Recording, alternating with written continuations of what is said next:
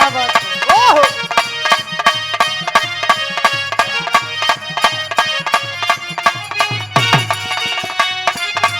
मौसम की तरह तुम भी बदल तो न जाओगे, मौसम की तरह। ए भैया बढ़िया गया।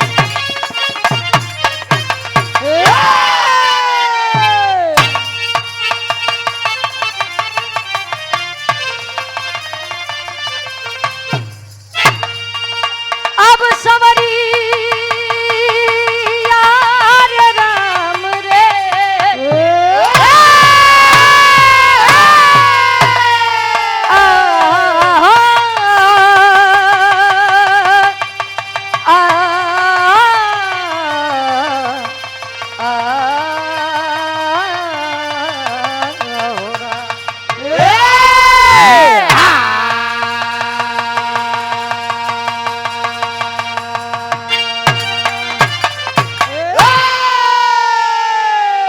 चार लाइन कवि का भूमिका के अंदर भाव है। अब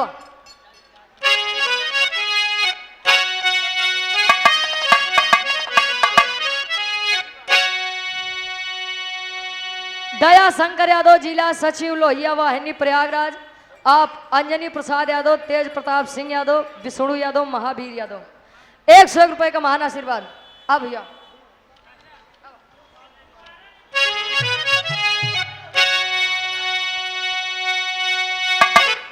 दुष्ट का अंत होता बुरा साथियों, अरे हर कदम जिसने दुनिया में कांटा बिछाया, वक्त के बाजुओं से हिमालय हिला, अरे घमंडी दशानन मद में भुलाया,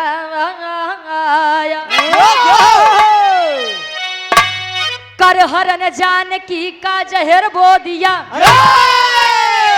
अरे तीनों लोकों में रावण बजाया था डंका,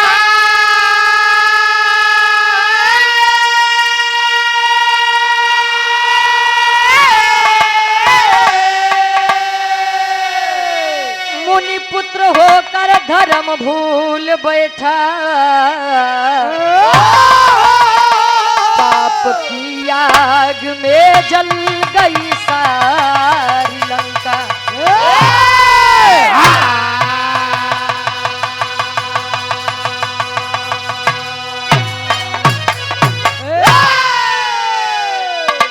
दुष्ट का अंत होता बुरा साथियों, हर कदम जिसने दुनिया में काटा बिछाया।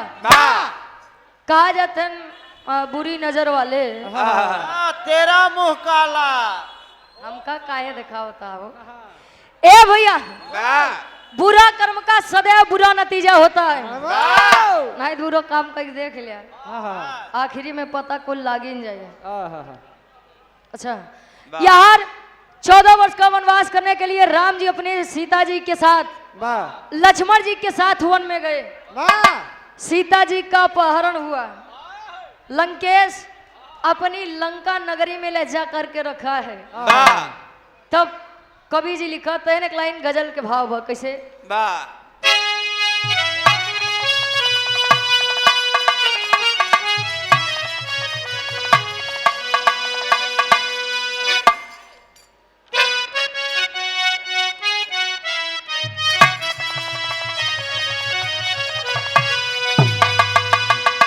मालिक कनेक बर्दा परवरदिगार अल्लाह से फरियाद करे, अरे आए मालिक बनाया तूने सभी को एक समान है, लेकिन यहाँ के लोग तुम हिंदू हो तुम मुसलमान हो या कह के भेदभाव न कर दे जा रहे। शिकायत करे शिकवा करे कैसे।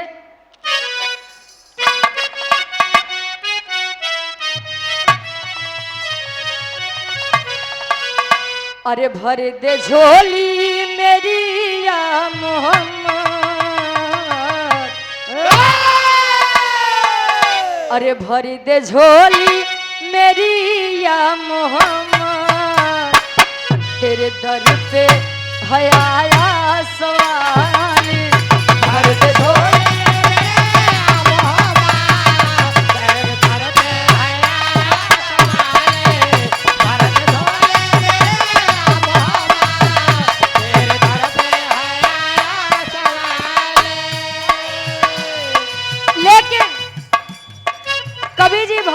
बतावत है कैसे सिंधु का जल नहर गिजी जलेगा सिंधु का जल नहर गिजी जलेगा कोटिनो सूर्य पावक उगल दे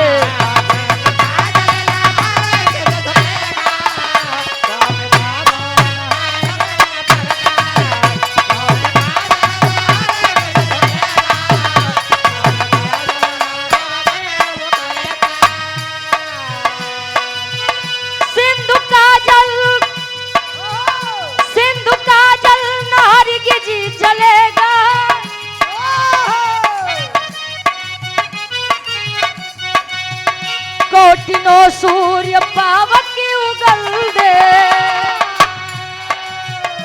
धर्म की हार हरगिज न होगी धर्म की हार हरगिज न होगी कोई कितना भी उस पर वो बल दे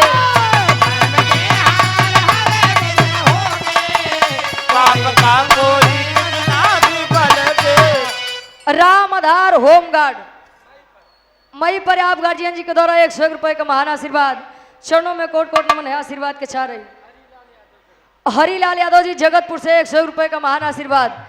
कहा जाता है झूठ की कभी जीत नहीं होती और सत्य की कभी हार नहीं होती। कहे निर्दयी दिल कभी बदल नहीं सकता अरे पत्थर कभी पिघल नहीं सकता झूठ सोने सा लग तो सकता है लेकिन झूठ सोने में बदल नहीं सकता झूठ कितनो क्लियरिटी से बोलबा कितनो ओवर कॉन्फिडेंस के साथ बोलबा लेकिन झूठ झूठ ही बा हमारे बिरहा के कहानी के शुरुआत यही से बा कैसे गुरुजी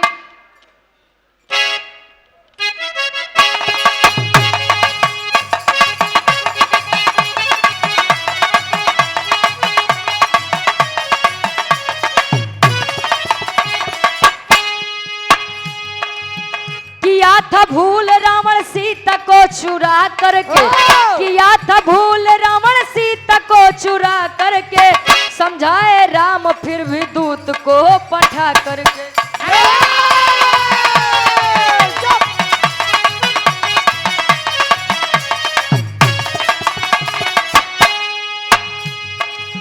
अहे में चूर रावण एक नहीं माना है अहे में चूर रावण एक नहीं माना है अंत में राम ने रावण से जंग ठाना है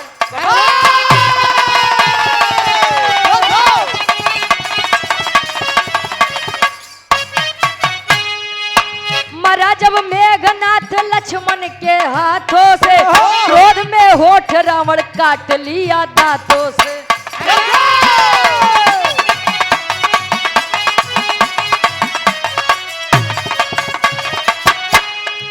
लिए कमान तीर वीर लड़ने आया है मगर रण क्षेत्र में मौत सही पाया है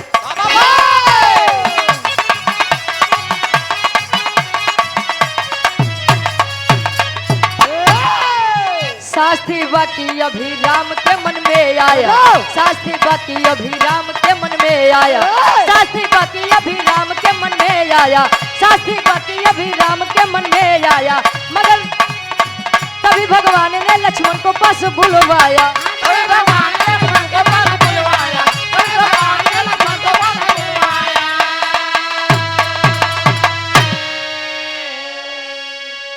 कहानी क्या समझला आसान पूर्ण विश्वास बा कहानी शीशक के जैसा साफ हुई जब रावण माई सीता के लंका नगरी में लई के गए प्रभु श्री रामचंद्र जी कईयों दूत भेजे ऐसा है रावण मानी जाए झूठा युद्ध न करें अंगद जी जब गए अंगद जी ने कहा हमें अपन एक कदम यहाँ रखो तो ही अजय हमारी कदम डिगाए दे तोरे पूरे लंका के बात करते ही अगर मेरा या पैर आपके लंका नगरी का कोई भी वीर उठा दिया मैं वचन देता हूँ प्रभु श्री रामचंद्र जी सीता जी को लेने नहीं आएंगे अब लंका के एक एक वीर मार जाए कि अंगद के घोड़वा पकड़े यार खींचे कुछ भवे नहीं भा लंका नगरी के वीर धीरे धीरे जब हार माने लगे रावण स्वयं अंगद का पैर पकड़ने चला, तब ले अंगद अपन गोड़ो पीछे कैले। अरे राजन, अगर पैर ही पकड़ना है अरे तो हमार नहीं, हमारे प्रभु श्री रामचंद्र जी के पकड़ ला। युद्ध न होई और खुशी खुशी माई सीता के लौटाई दे, तोहार नगरी बच जाई, हमरो लोग का समय खराब न होई। लेकिन रावण एक नहीं माना अपने घमंड के आगे। राम जी डेरी हनुमानगंज से आप गार्जियन जी के द्वारा 200 रुपए का महान आशीर्वाद। पसंद घमंड ऐसा चीज है कि अच्छे अच्छे खत्म हो जाते हैं, जानते हैं सब लेकिन मानते ना है। क्या ज्यादा दिन चलबो नहीं। लालचंद यादव जी, बाबा साहब, ज्ञान नर्सिंग होम एंड ज्ञान ढाबा एंड फैमिली रेस्टोरेंट, बेरगिया नाला जगतपुर प्रयागराज से 100 रुपए का महान आशीर्वाद। बैरगिया एक लाइन गीत के संकेत बा कैसे। रावण जब युद्ध में मौत की सैया पाया है, प्रभु श्री रामचंद्र जी के मन में दिमाग में विचार आवत बा, बोलावत है अपने छोटे अनुज यानी लक्ष्मण को, समझावत है कैसे। एक लाइन गीत लगत बा।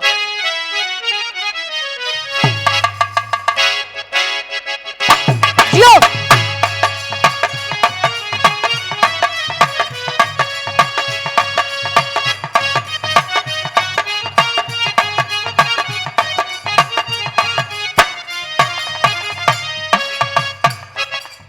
दुलाई बतावे मन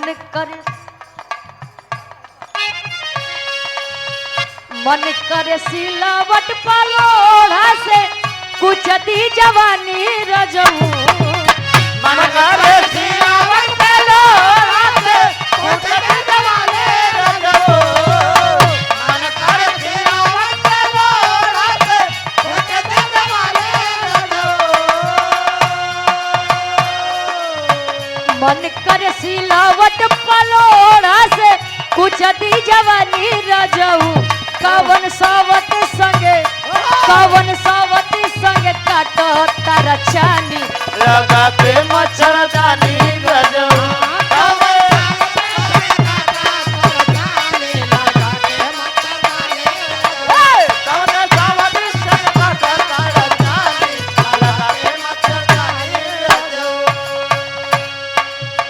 और या मुंशी यादव बीडीसी साहब, ये सूरज भैया क्या पुरमित गांव बढ़ैया आसेपुर से आपके द्वारा 100 रुपए का महान आशीर्वाद। लेकिन रावण जब मरा है तो स्वयं प्रभु श्री रामचंद्र जी लक्ष्मण जी से कहा था, क्या कहे।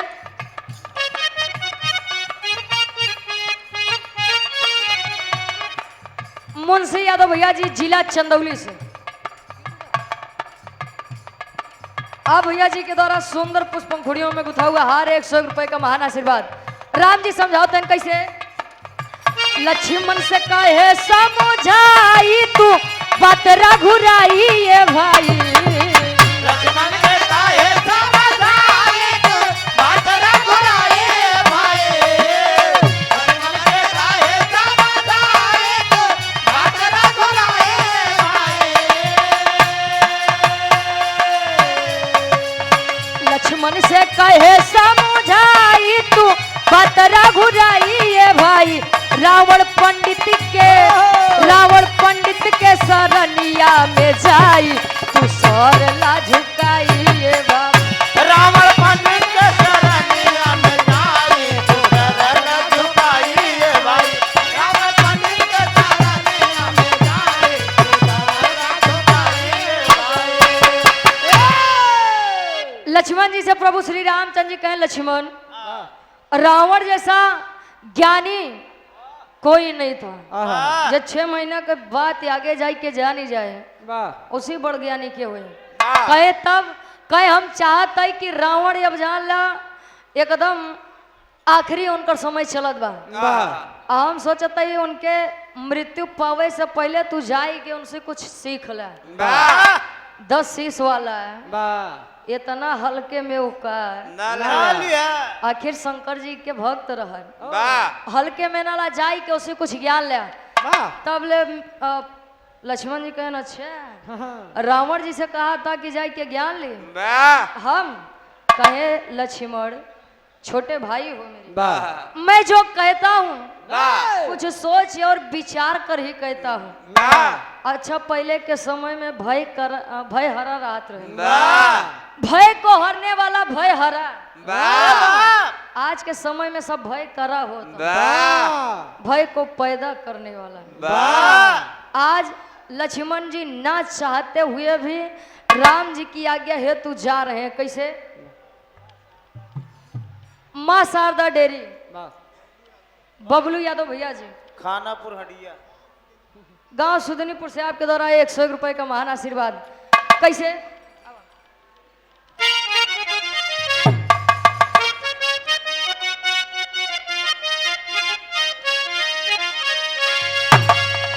कर्ण से बढ़िया कवि जी फर्ज में लिखे। अरे कैसे? लक्ष्मण जी कहा थे प्रभु श्री रामचंद्र जी से,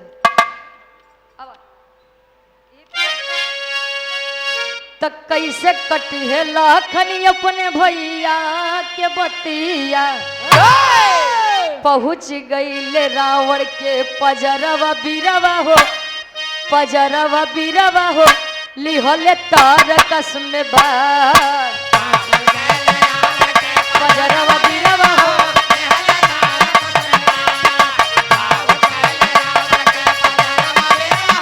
लिहले तार कसम बार। लक्ष्मण जी आज प्रभु श्री रामचंद्र जी के बात मान के गए, तीर कमान ले अच्छा जाई के मन आई बा, बतावा अपने दुश्मन लगे जाई हम उसी ज्ञान ले वो दे। आया मैं नहीं जाऊंगा, लेकिन आज राम जी की आज्ञा है तो गए तो जहाँ रावण जी लेटा है, मृत्यु को सैया को जब पाया है रावण, रावण जब लेटा बा तो जाई के सिरहाने खड़ा हो गए। कैसे? वाह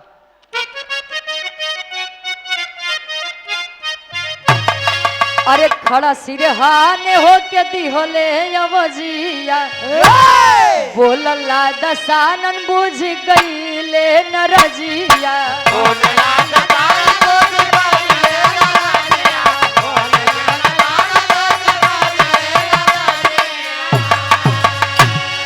राम पास अइले, राम पास अइले, करत बिचरवा बीरवा हो, बिचरवा बीरवा हो, लिहले तार कसम बार,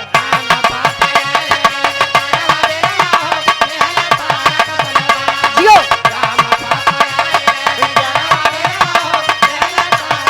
वाह भैया। गया सिरहाने आवाज दिया है रावण, आया रावण। अरे अब रावण लेटा बा उठबो न भा, आयन कहाँ देखत रहा, कहा जा रावण से ज्ञान लेके आवा, कहे तब कहे न रे ज्ञान काली रावण तो मर चुका बा, कहे अच्छा हम समझ गए तुहार बात। वाह राम जी समझा रहे हैं कि लक्ष्मण मेरे भाई, यदि किसी से कुछ मांगा जाता है तो विनती करके मांगा जाता है। अब हमका कुछ मांगे बा तो कहा भैया तनी सदाई दे भैया, अब ऐसा तो काम ना है मुझे भैया, आज्ञा विनती आराधना करना पड़ता है। राम जी पुनः भेजते हैं लक्ष्मण, अभी रावण मृत्यु को नहीं पाया है, विनती करिए पास जाके बैठिए और उनसे ज्ञान की बातें सीखिए। आज जब इतनी बतिया जब सुने तब रावण के लगे गए बैठे, रावण जी मैं आना तो नहीं चाहता, ध्यान देंगे, मैं आना तो नहीं चाहता था, लेकिन मेरे भाई ने मुझको जबरदस्ती यहाँ भेजा है। अब बताए दे जौन ज्ञान भरी बात तो कछ जन ही चाहता, सुनो बताओ तो ही तेरी के भाव में कवि जी लिखत है।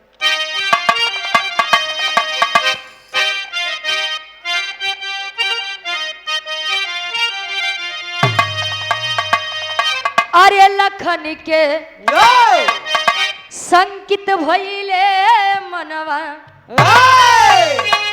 अरे लखन के संकित भइले,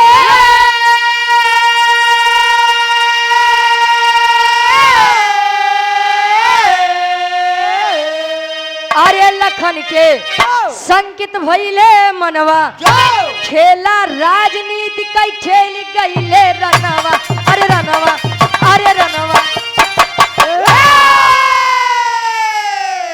लखन के संकित भइले मनवा, तो खेला राजनीति कई खेली गईले रनवा। कहे जानना चाहते हो, ज्ञान भरी बातें मुझसे जानना चाहते हो? सुनो मैं बताता हूँ, तुम्हारा भाई गद्दार है। अरे मेरे भाई को गद्दार कहोगे? कहे अरे बस झूठा राम राम ऐसे चिल्लात रहा। तुम्हारे भाई से ज्यादा छली तो मैंने पूरे युद्ध में किसी को नहीं देखा। कहे बदे राम जी यादव जी सीआरपीएफ कैम, आप ही हमारे सूरज भैया के, अच्छा सीआरपीएफ के आप जवान हैं। सूरज भैया के आप परम मित्र है ना। आपके द्वारा 100 रुपए का महान आशीर्वाद। और ये आप आदरणीय परम सम्मानित बबलू यादव डेरी हंडिया गांव सुदनीपुर कला से आपके द्वारा 100 रुपए का महान आशीर्वाद। कहे क्यों? कहे कि उसने मेरे भाई को अपनी तरफ करके मेरा भेद जान करके मुझे मृत्यु की सैया पर ला दिया। अच्छा ठीक है, मैं मानता हूँ कि मैं तो बाहर का था। अरे मैं तो बाहर का था, लेकिन तुम तो उसके अपने थे। कहीं मतलब कहे न रे जेकर तू रखवाली करत रहे वो नकली सीता रहे। दिमाग खराब हो गया है, पागल हो गया हो। नकली सीता कहे बे तू नहीं जानते, तार भैया बड़ा स्वार्थी इंसान है। नकली सीता को मैं हर करके लाया और नकली सीता के चक्कर में हमारे पूरे लंका के विनाश हुई है। नकली सीता के पहरेदार तुम बने, अपने पत्नी का त्याग किए, महल के सभी सुखों से वंचित रहे अपने इस छली भाई के लिए। कहे मैं कैसे मान लूं कि मेरा भाई छली है? सोचिए, जो भाई कभी अपने भाई के ऊपर जान तक न्यौछावर करने के लिए तैयार था, आज वह भाई संके में हो गया। अगर कतो रावण जी सही बात हुई है तब तो राम भैया सही से हमका मूर्ख बनाए हैं। कहे मैं कैसे मान लूं कि आप सत्य कह रहे हैं? कहे नहीं मानोगे, जाई के कब अपने भैया से पूछा। आवत है पूछा तो कैसे आवा।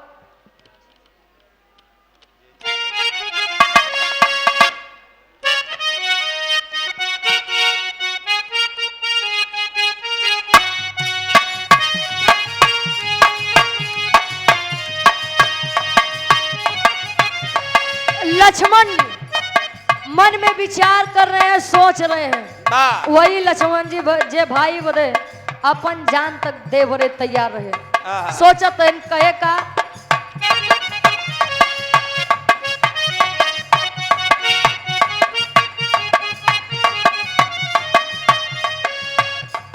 जे करे करनवा मरली के तहनन के जनवा, धोखा उहे दिहले बीरनवा हो, धोखा उहे दिहले बीरनवा हो। जे करे करनवा मरली के तहनन के जनवा, धोखा उहे दिहले बीरनवा हो, धोखा उहे दिहले बीरनवा हो। कि ये हो भैया के कारा पर करी विश्वास जगतिया, अब त सुनी लाज हो।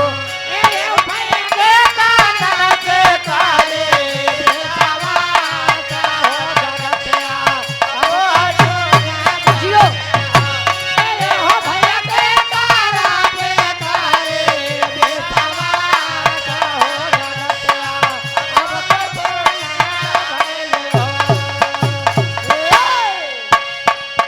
जिनके कारण मैंने अपने पत्नी को छोड़ दिया, अपना राजपाट छोड़ दिया, उन्हीं ने मेरे साथ इतना बड़ा विश्वासघात किया। क्यों?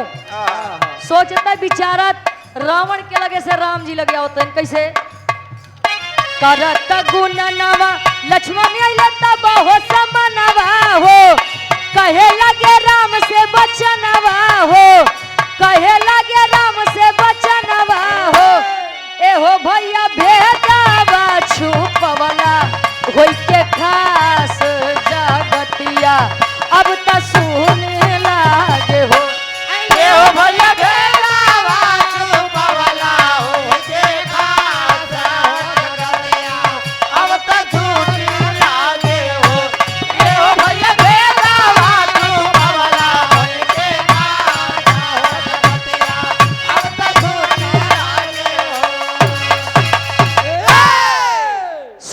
विचारत लक्ष्मण जी आज राम जी लगे जब आए और राम जी लगे जब आए तो मुंह लटकाए हैं।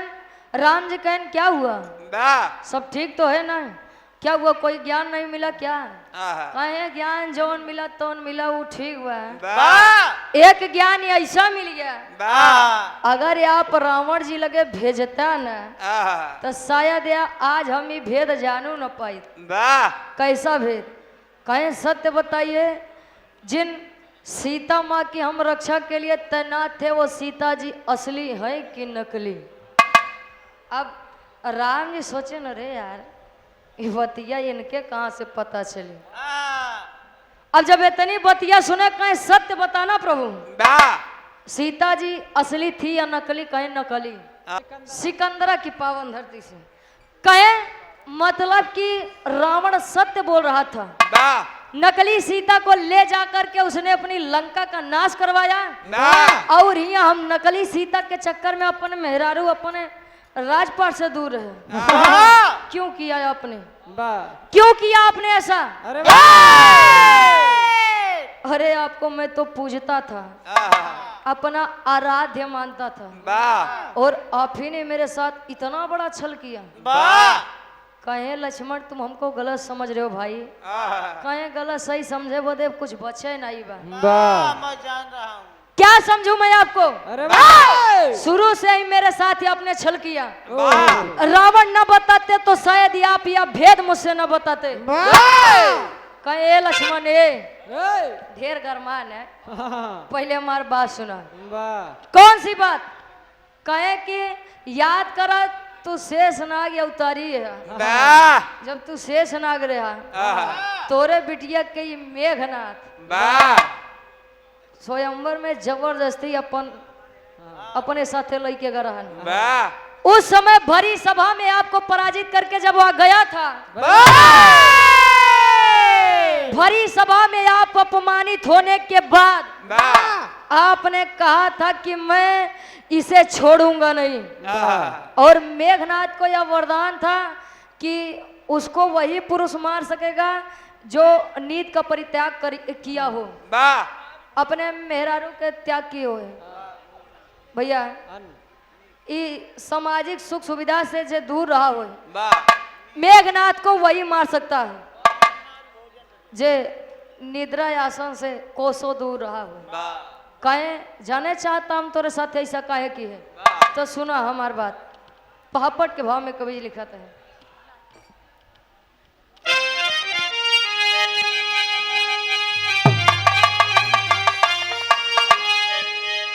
अरे हम ना होती कैसे अइता, अरे हम ना होती कैसे अइता, अब लंका शंका बेधता। अरे हम ना होती कैसे अइता, अब लंका शंका बेधता। बोला लक्ष्मण बाजन कैसे डंका शंका बेधता। बोला लक्ष्मण बाजन कैसे डंका जय हो।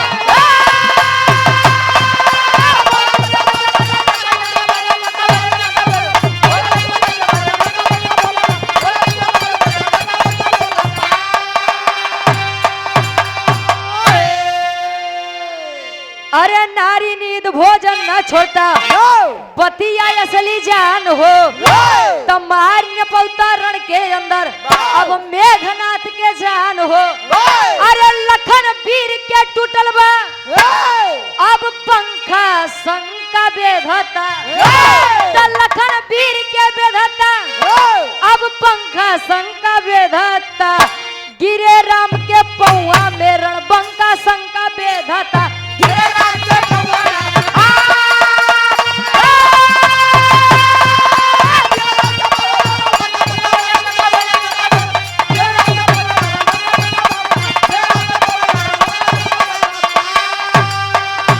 ध्यान दिया, राम जी बताए कि यदि मैं आपके साथ ऐसा ना करता तो आप शायद अपनी पत्नी का त्याग न करते, नारी नींद भोजन का त्याग न करते तो मेघनाथ के प्राण आप रण में नहीं मार सकते थे।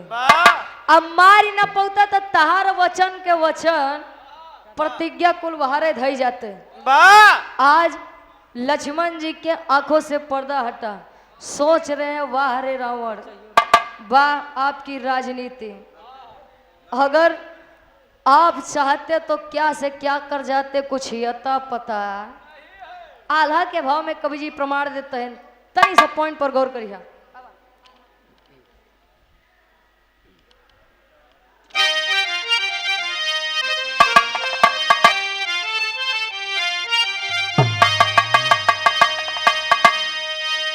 हो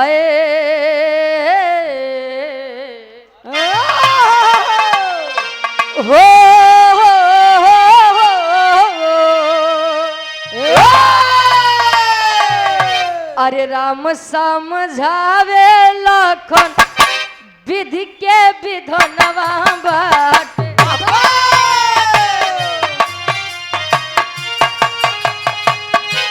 रावण पुजारी चली गईले सूर।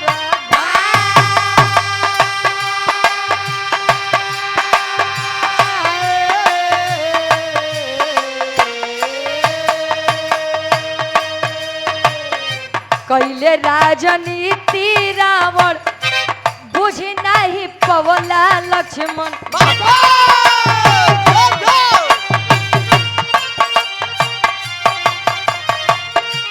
तो के डिगा के अपन कोई दिहल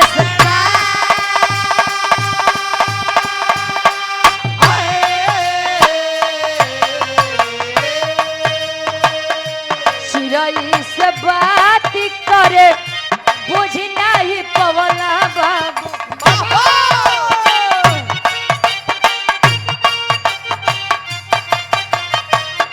मांस मेरी खाना ना गिराना हिंदुस्तान।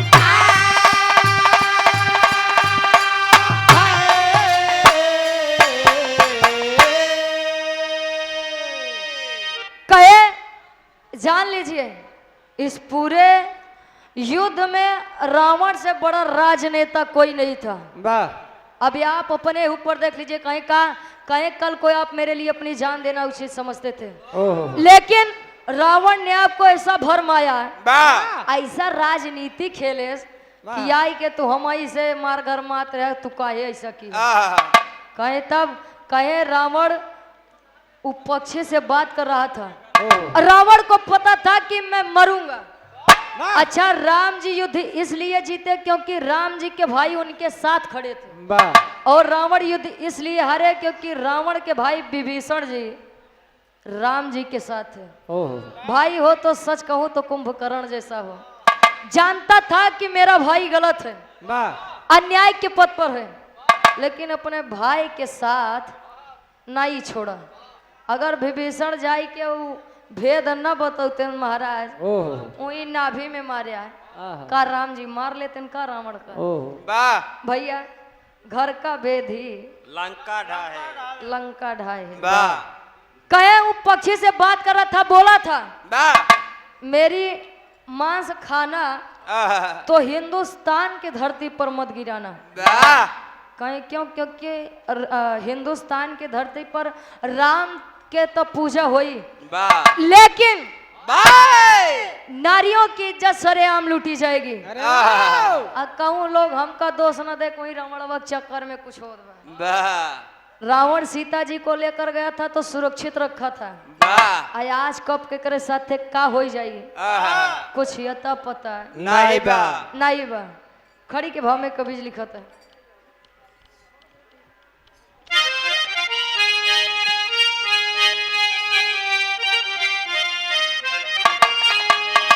अरे परंपरा में रावण के अब जलावे सबही।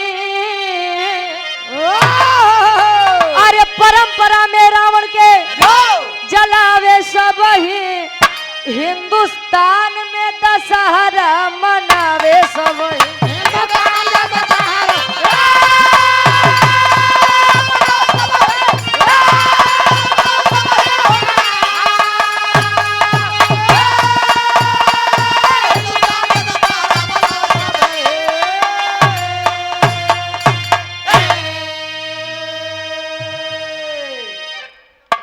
यार लक्ष्मण जी को बता करके लंका नगरी जीत के सीता जी के साथ राम जी वापस आए। दशहरा लोग मनावत हैं तो रावण जी के पुतला बनाई के हर साल जलावत हैं। लेकिन हमारे देश में या समाज में न जाने मैंने कितना रावण के बाबू टहरा था भैया। उनका जलावे वाला उनका सजा दे वाला क्यों नहीं बा, लेकिन रावण के पुतला जलावे बदे सब तैयार है। कभी जी लिखत है कैसे, अरे कमियों बुराई में अच्छाई भी दिखाई, खुद के ऊपर मनई जब अंगूरी उठाई।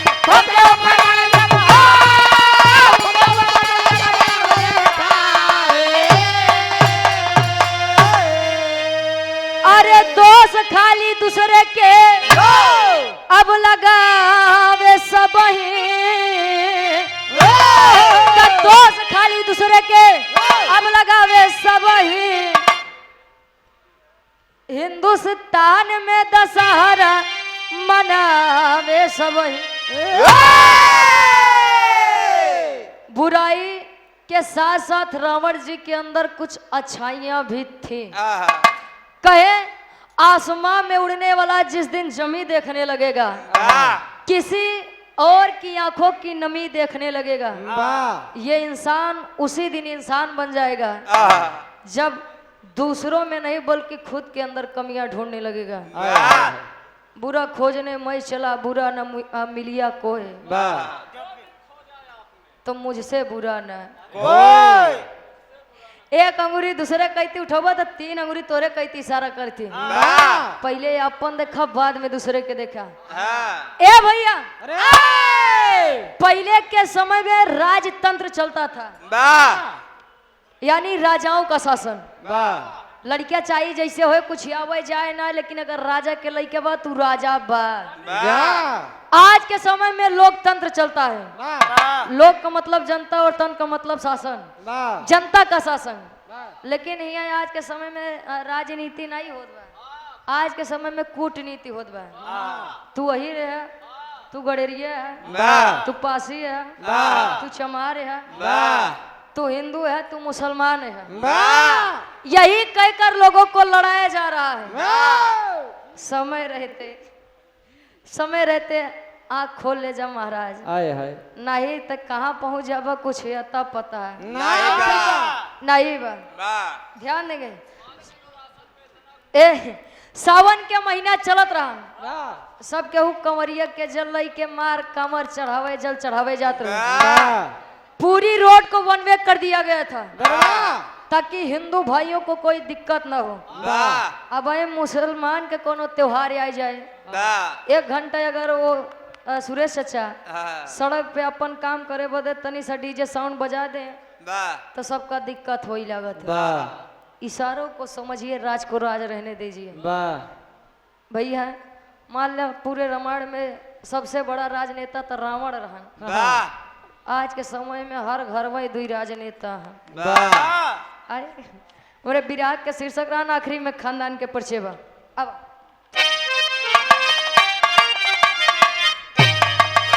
गुरु बिहारी गुरु गणेश जी रावण के हरि माने,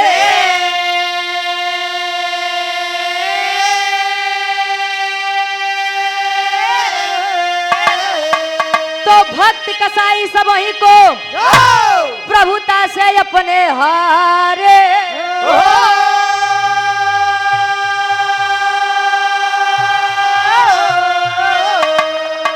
लखन के संकित भइले मनवा, रुचि गया कभी हरि जी के रखा रनवा।